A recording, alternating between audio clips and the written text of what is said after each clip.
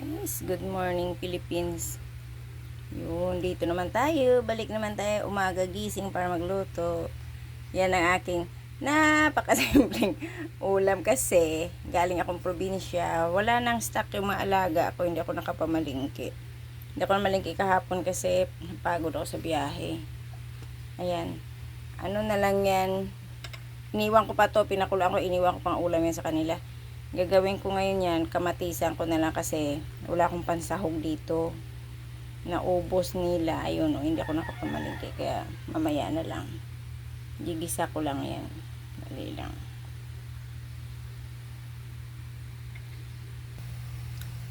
Pabilisan na luto to kasi wala mga pansahog.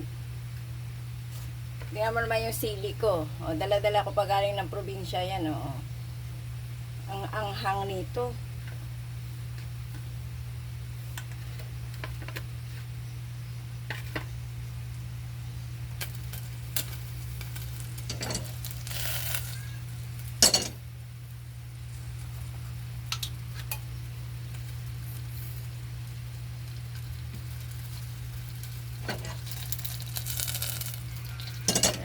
Kunting mantika lang talaga.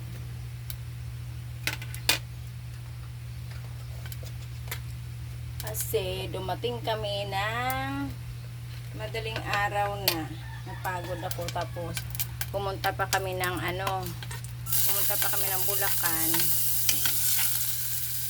Natid namin yung yung pasalubong ko sa kapatid ko.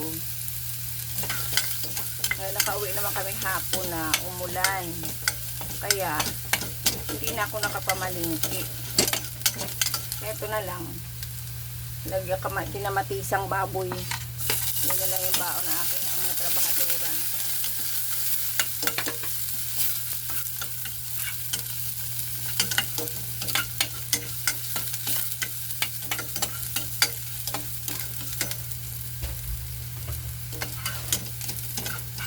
Pagod sa biyahe, tatlong oras kaming delay sa airport.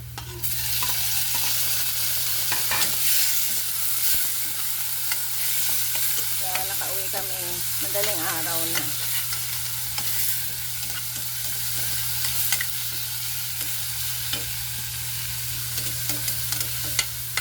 Durugin na natin tong na to. Durug na yung kamatis natin. Lagay natin itong babski saka yung nor. Ayan, ito lang ang kanyang baon. Lagyan natin ng kunting paminta.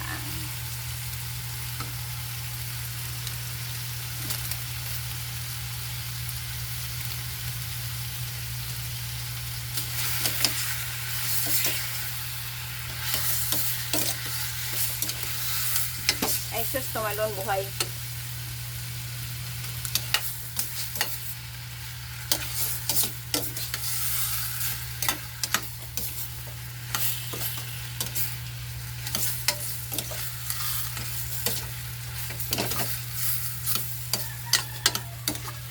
Wala man lang wala man lang kahit anong dahon-dahon o ano. Lagyan ko na lang siya ng konting sabaw para may sabaw-sabaw.